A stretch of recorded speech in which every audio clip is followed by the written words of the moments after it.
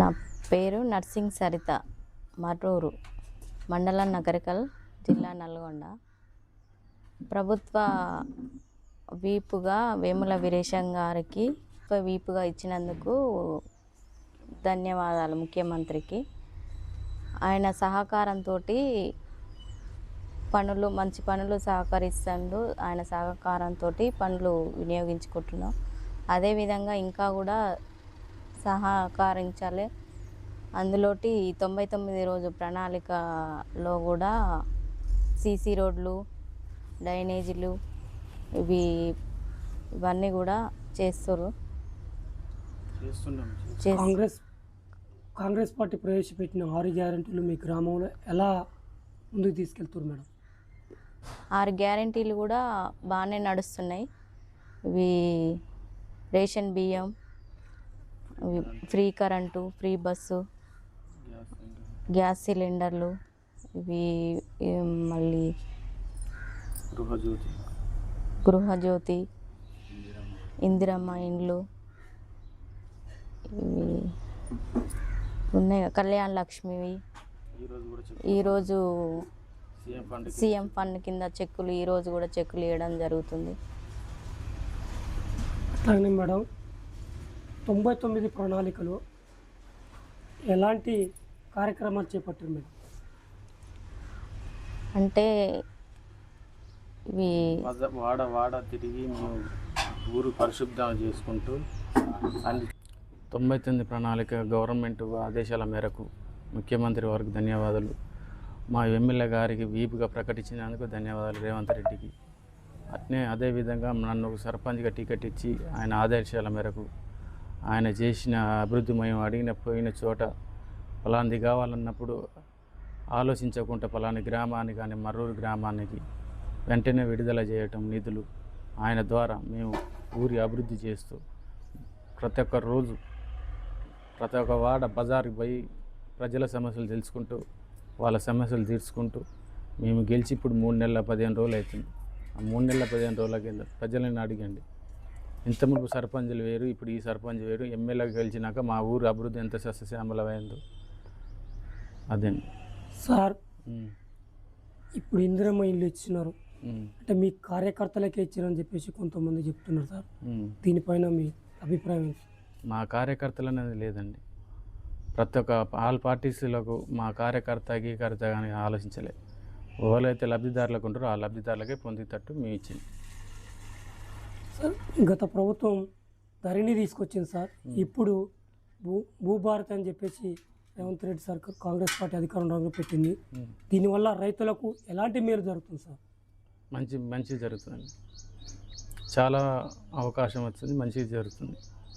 ఇన్ని రోజులు 60 ఏళ్ళ కింద ఉన్న భూ సమస్యని ఇప్పుడు తీరబోతుంది. భూభారత్ వచ్చిన రేవంత్ రెడ్డి ఆదేశాల వరకు రైతు బంధు కానీ అన్న వరకు వేసేస్తుండు.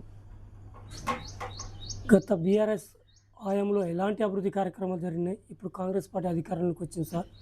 ఈ 2.5 ఏళ్లలో ఈ గ్రామం ఎలాంటి అభివృద్ధి కార్యక్రమాలు నోచుకున్నది? చాలా అభివృద్ధి చేసుకుంది. బీఆర్ఎస్ పార్టీలో గతంలో మాకు వచ్చిన నిధులు అంతగానం ఏం లేవు. ఇప్పుడు వచ్చినాక ఎమ్మెల్యే గారు వచ్చినాక మాకు రేవంత్ రెడ్డి వచ్చినాక మాకు నిధులు, ఊరు సమస్యలు అన్ని ద్వారా మేము సద్వినియోగం చేసుకుంటూ ఊరిని డెవలప్ చేసుకుంటూ పోతున్నాం సార్. ఇప్పుడు రైతులు ధాన్యం కొనుగోలు కేంద్రాన్ని ఏర్పాటు చేసిరా? ఏర్పాటు చేస్తే రైతులకు మీరు ఎలాంటి సూచనలు ఇస్తున్నారు?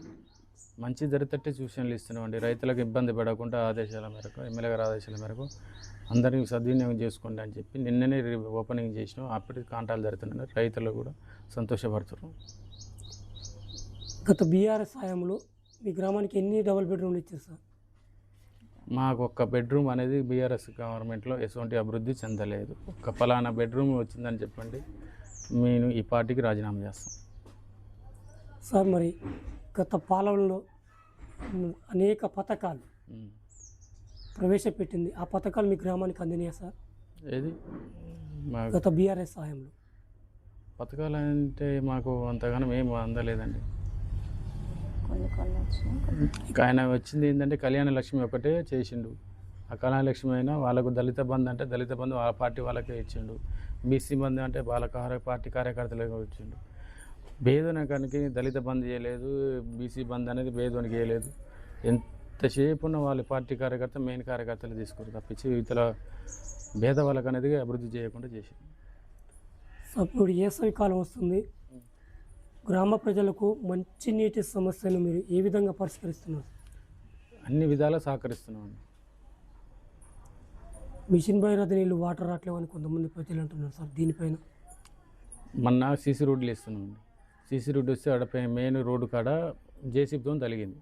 అది ఇమ్మీడియట్లీ పోయి ఆయనకు మిషన్ భగీరథ ఆయనకు మేనేజర్కి ఫోన్ చేసి ఇమ్మీడియట్లీకి వచ్చి చేసి మళ్ళీ అతికి పెట్టి ఎమ్మటే వచ్చింది. ఇప్పుడు అడగండి ఎవరు సాగర్ నీళ్ళు రావట్లేవని. మీ ఎమ్మెల్యే గారు మీకు ఎట్లాంటి సహకారం అందిస్తున్నారు సార్? చాలా సహకారం ఇస్తున్నాం. మేము ఏ సమస్యలు అడిగినా మా గ్రామానికి అన్ని విధాలుగా సహకరిస్తాం. ఇట్లా సార్ మీరు గెలిపించినటువంటి మీ గ్రామ ప్రజలకు మీరేం చెప్పదలుచుకున్నారు సార్? వాళ్ళ అడిగిన సమస్యలు నేను తీర్చుకుంటూ పోతూనే ఉన్నాడు. ఎటువంటి అలాని జనాలని మా గ్రామ ప్రజలకు ఇబ్బంది పడుకోకుండా అన్ని విధాలుగా సహకరిస్తున్నాం. సీసీ రోడ్లు కానీ డ్రైనేజ్ వ్యవస్థ అస్తవ్యస్తంగా ఉందని అంటున్నారు. సీసీ రోడ్ల పైన గీదలను కట్టేస్తామని చెప్పేసి కొంతమంది ప్రజలు అంటున్నారు సార్, దీనిపైన? ఇక పడనోళ్ళు ఎప్పుడైనా ఊరికి చాలా మంది ఉంటారు, కొంతమంది మంచి అంటారు, కొంతమంది చెడు అంటూనే ఉండి.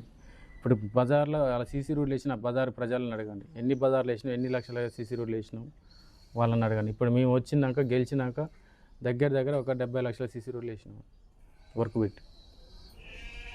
ఈ వీధి కుక్కల పవర్ అంటే అది ఇక చేయాలంటే గవర్నమెంట్ పరంగా ఒక ఆదేశం ఇస్తే మనం అప్పుడు చేస్తామండి. గవర్నమెంట్ ఆదేశం ఏంది మనం అట్లా చేస్తామండి. కూతుల బెడద ఉంది కదా సార్? కూతుల బెడద ఉన్నా కానీ అయినా కానీ నేను డ్రెస్సులు తెచ్చినండి, కూతుల బెడద కూడా చేసే ప్రయత్నం చేస్తూనే ఉన్నామండి.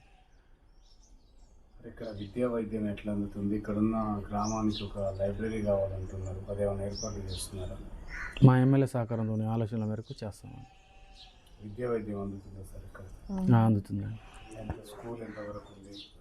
బడిబాట కార్యక్రమంలో పిల్లలను పెంచే ఆలోచనలో ఉన్నాయి. దానికి ఫస్ట్ ప్రియారిటీ పాఠశాలకు ఎక్కువ పోతున్నారు. అయితే మాకు ఎమ్మెల్యే సహకారంతో మా ఊళ్ళో దయాకర్ రెడ్డి సార్ అని ఒక ఆయన ఉండండి, ఆయన సొంత ఖర్చుతోనే నిధులతోని ఊరికి చాలా అభివృద్ధి చేస్తున్న కొత్త బిల్డింగ్ కానీ దయాకర్ రెడ్డి అని బీరవల్ దయాకర్ రెడ్డి ఆయన సహకారం చేస్తున్నారు స్కూల్కి. ఇప్పుడు త్వరలో కూడా కొంతమంది ఏం చేసిన దాతలు కంప్యూటర్లు కానీ మనకు ఏ విధంగా నర్సరీ కాంచి ఏ విధంగా పిల్లలైతే బయట స్కూల్ ప్రైవేట్ స్కూల్లో పోకుండా గవర్నమెంట్ స్కూల్లో పోతట్టు అభివృద్ధి చేసేటట్టు కార్యక్రమం ఉన్నామండి.